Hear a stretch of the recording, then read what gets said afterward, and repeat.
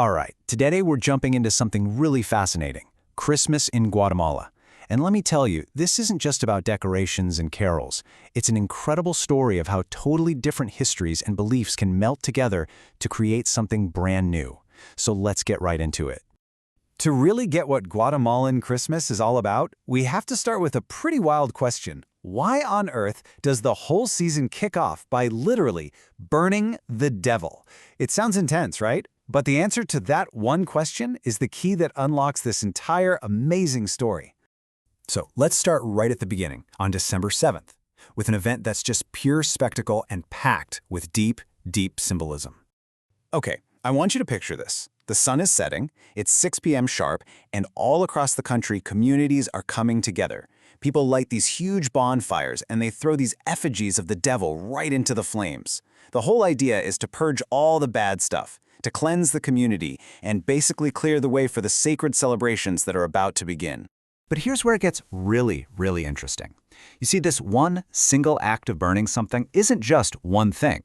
It holds all these different layers of meaning. And to truly get it, you've got to look at this tradition through two completely different cultural lenses. So this tradition, it has this powerful double meaning. On one side, you have the Catholic framing, which sees it as a very moral act, right? Good triumphing over evil. It's a spiritual spring cleaning before a big feast day. But on the other hand, the whole idea of using fire to purify things, especially at a key moment in the calendar, has incredibly deep indigenous roots. It echoes these much older Mesoamerican rituals for a total community reset. And the key thing to get is, it's not one or the other. It's both, happening at the exact same time. Okay, so after all that fire and smoke, the season shifts gears. It becomes something much more intimate, really focused on the community. For the 9 nights leading right up to Christmas Eve, this incredible tradition called Las Posadas just takes over. This tradition is called Las Posadas, which basically means the lodgings or the inns. And for 9 straight nights, entire neighborhoods pour into the streets to literally walk through the Christmas story together. The whole ritual is just beautifully structured. First, you have the procession. People are walking with lanterns and candles, carrying these little figures of Mary and Joseph. They get to a pre-planned house, and the group outside starts to sing, asking for shelter. Now, the people inside initially sing back no, just like in the biblical story. But then, the doors swing open. Everyone is welcomed inside for prayers and then, of course, for a celebration with amazing food like tamales and warm fruit punch. It happens every night for 9 nights. So you have to wonder what makes this tradition so powerful. Well, again, we see those 2 layers. The Christian story is obvious. It's this beautiful reenactment of the Holy Family's journey. But the engine that makes the whole thing run, the social glue that holds it all together, that has deep indigenous roots. It's built on these ideas of mutual hosting, of neighborhood obligation, this sense that everyone pitches in to create the celebration. So the Christian story is kind of laid right on top of this pre-existing social foundation. And you know, this quote just hits the nail on the head. It says it all perfectly. Christianity brings the sacred story, but the visual language, how it looks, how it feels, how it's actually performed in a specific place, that comes directly from local, indigenous culture. And this blending of the big global story and the super local way of telling it becomes even clearer as we get to the absolute peak of the season, Christmas Eve, and one of its most important traditions.